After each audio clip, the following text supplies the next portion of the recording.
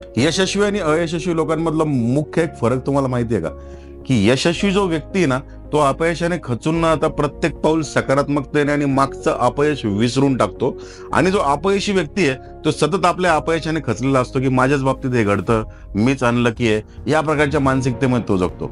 लक्षात घ्या, तुम्हाला जर जगामध्ये यशस्वी व्हायचं असेल, तर दरवेळी तुम्हाला आलेला जो नकारात्मक अनुभव आहे, त्याची तुम्हाला आठवण पुसून टाकावी लागेल आणि ते आलेला नकारात्मक अनुभव हे अपयश नसून पुढच्या यशासाठी तुम्हाला एक टाकलेलं पाऊल आहे. ज्याप्रमाणे एडिसनला विचारलं होतं इंटरव्ह्यूमध्ये, की तुम्ही 1000 वेळेस फेल झाले. तर त्यावेळेस त्यांनी त्या पत्रकाराला सांगितलं होतं, की मला 1000 वेळेस फेल्युअर नाही आलं, बल्ब न बनवण्याचे 999 प्रकार मी शिकलो. आणि त्यानंतर 1000व्या वेळी त्यांनी बल्ब बनवला.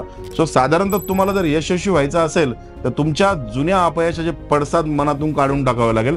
दररोज नव्या ऊर्जेने तुम्हाला प्रयत्न करावा लागेल आणि yes, I can do it, या प्रकारच्या मानसिकतेतून तुम्हाला साधारणतः तुमचा प्रत्येक दिवस सुरू करावा लागेल.